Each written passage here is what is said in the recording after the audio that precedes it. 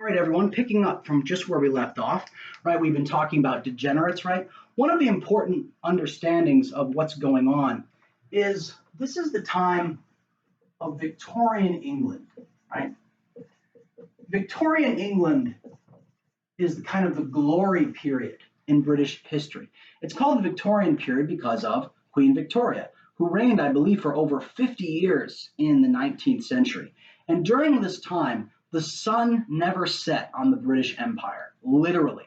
Like, no matter where you were in the world, their empire literally traversed the globe, and they were by far the most powerful nation on earth.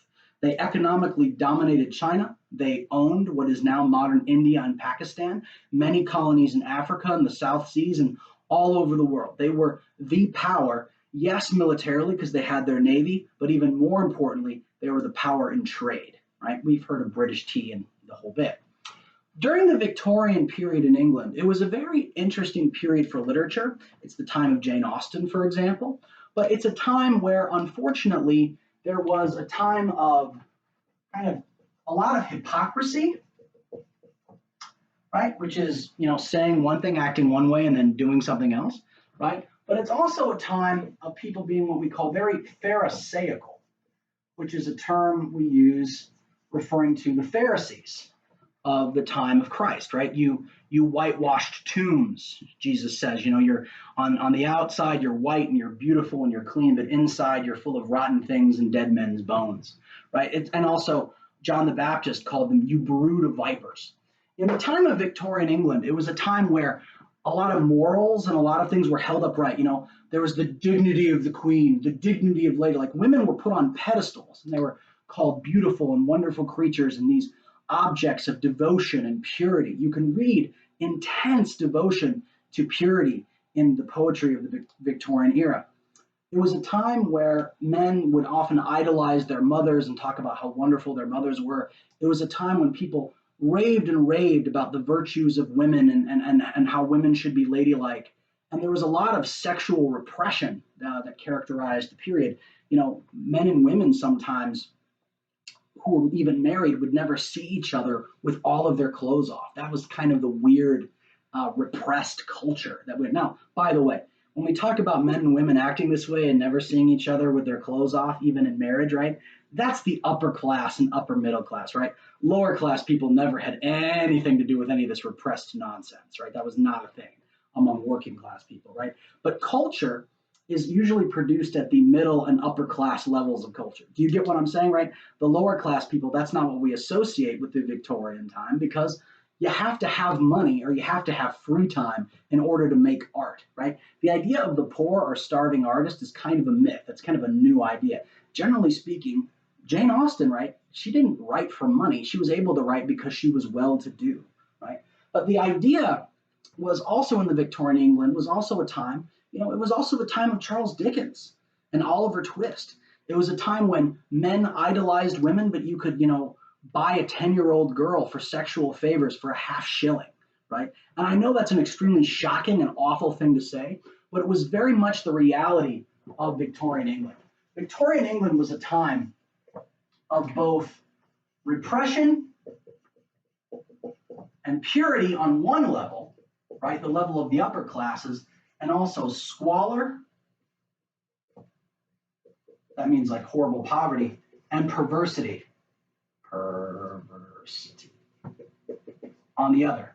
And they existed in different levels of society, right? In the middle, middle class wasn't that big, but in the upper classes of society, they lived on this level of purity, right? But down below, right, they lived on the level where, it was interesting that in this kind of Victorian dichotomy, there were basically only two kinds of women, right? And women were treated in these kind of two contradicting ways. There was the lady, right? That's the above on the purity level, and there was the whore, right? And there was really nothing in between. And whore is, I'm using the word that they would use, right? I know it's a very ugly term. It is a very nasty way of referring to a prostitute, okay? Someone who sells her body for sexual favors. If for those of you who are going to be like, what's that mean? You guys know what it means. Don't even pretend. The point is, right, is that in this dichotomy, right, the idea was that the body, right? People often considered everything of the body sinful. It was the exaltation of the spirit over the flesh, right? It was kind of the idea that the flesh was bad and the spirit was good. It was a kind of dualism. It was a kind of Manichaeanism, which is a kind of Gnosticism, right? Spirit good, body bad, that kind of idea. And it's completely opposite to what the Catholic Church teaches, where the Church teaches that the body is holy, that sex is holy, that urges of the body are meant to drive us to heaven rather than bring us down to hell, right? They just have to be rightly directed. Think about it like a rocket, right? When a rocket goes, when a rocket ship, which is basically like a controlled bomb, if you think about it, when it's doing what it's meant to do, it pushes us up to the heaven. But if something goes wrong, if it gets disordered, if it pushes in the wrong direction, then it explodes, right? There was an Apollo shuttle that exploded, actually, or an Apollo rocket that exploded on the base. So in this Victorian period, right, this kind of is the setting of this mystery, right? Of this mystery where sometimes wealthy gentlemen have dirty secrets, right? And so in this section of Dr. Jekyll and Mr. Hyde, the story of the door, what we have is a story about how Enfield tells Utterson about how he saw this guy, Mr. Hyde, who went in and out of this strange door, right? How he saw him, two people were coming to a corner, right? Like they couldn't see each other, and they run into each other. The man knocks a little girl down, and rather than helping her up, he stamps on her. He gets mad at her for running into him, and he bam, bam, bam, and then keeps walking on. Enfield, who found this horrifying, right? He decides, this is horrible. You can't do this. He then, as a British gentleman would, Enfield then goes and apprehends him, grabs him by the scruff of the collar, right? And the person who he grabs, who is the person he grabs? Who is the person who stamps and tramples on the girl, right? And is called a juggernaut, right? That kind of term for crushing. What is the name of the person who stamps on the girl? Let me see. Who will I get? Connor. Who is the person who stamps on the girl? That is correct. It is Mr. Hyde. Airball. So, right, the idea is he sees Mr. Hyde, right? This is our first encounter with Mr. Hyde. And this door is the first clue in this mystery, right? And the thing is, they talk about in the story about this guy who he has to then go and he has to pay off the family for traumatizing this girl and causing her some injury by stomping her on the ground, right? And he doesn't, and they say, right, in order to keep from public scandal and from bringing him to the law for assault, they basically make him buy them off for £100, which is a pretty considerable amount of money. And when we look at the amount of money then versus now, you at least got to take it times 5, sometimes times 10. So this is not a small amount of money. Like they're extorting him for about $1,000, right? And so in this time, right, he doesn't have the ability to pay £100 like in coins. He doesn't have the cash, but he's able to bring out a signed check, a signed promissory note that belongs to someone of great wealth and great standing, someone who's very, very popular and well known in the community. And that person's name is not revealed in the first chapter, but I think you can guess, right? But Utterson immediately already knows who it is. He's immediately going to know whose check that Hyde is able to use to pay off this family for stamping on this girl. And that's the mystery. That is the mystery that begins. Part of the connected mystery, I'm going to be a spoiler alert, is it mentions that this place with the strange door doesn't have any like significant windows. It doesn't it has some stuff on the top floor, but it looks kind of shabby. It doesn't look really nice. The door is like weather beaten. That means it's, hasn't been painted and anything else like that. But the thing is that it remarks in the first chapter how it seems to kind of go back into the buildings behind it, right? The house here is connected to another house which goes to the other side of the street. And that idea is that Utterson already knows where this mystery is going, not only because of the name of Hyde, but because he knows what building that building is connected to. The end of the chapter, right, which is kind of important, right, is they're having this conversation about how he knows what's going on. Mr. Utterson again walked some way in silence and obviously under a weight of consideration, right? He's worried. You're sure he used a key? He inquired at last.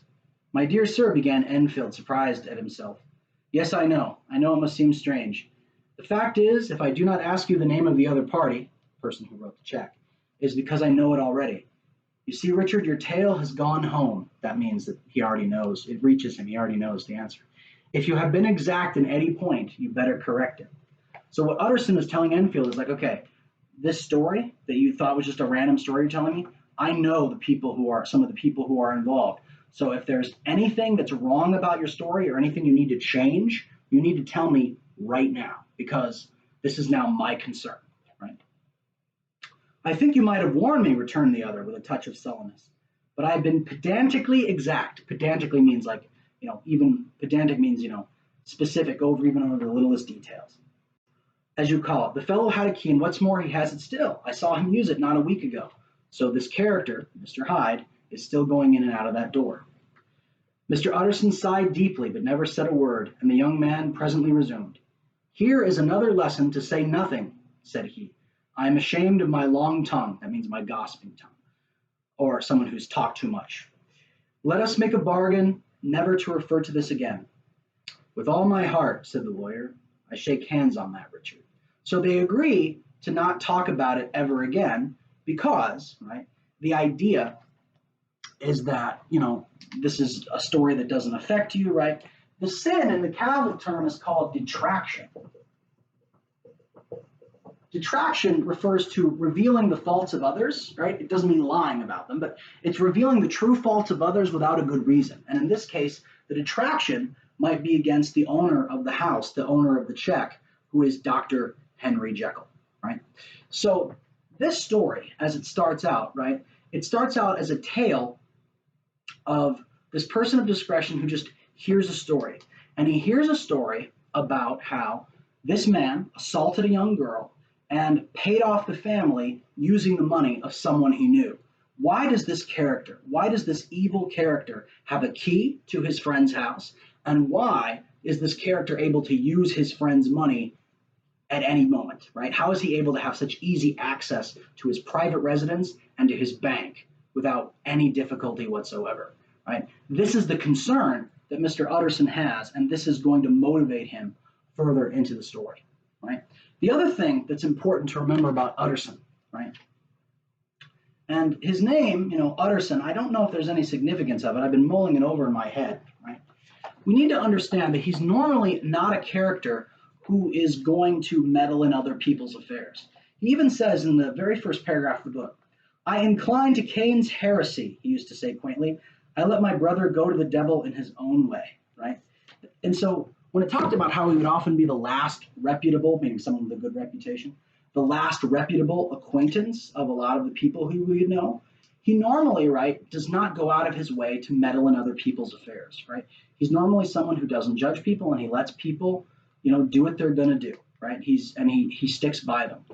But in this case, he is particularly concerned. Someone who doesn't normally meddle in other people's affairs for the first time is going to get curious and is going to meddle in someone else's affairs because it seems that he is very worried that his friend is being blackmailed by a very unscrupulous, right? That means without scruples.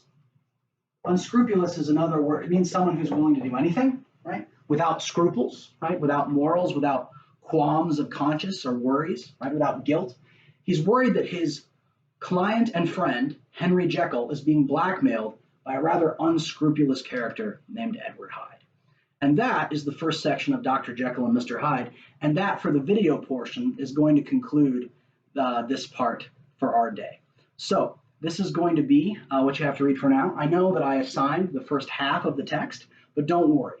I'm going to be doing these video lectures. We're going to get through the whole of the book, and there's going to be a question and answer about this lecture, right? You can watch it as many times as you want to go through and answer the questions or look them up as needed. Remember, I also wanted you to read a plot summary of Mary Shelley's Frankenstein, because this is a horror murder mystery, and it's got a lot. So anyway, there is a quiz going to be on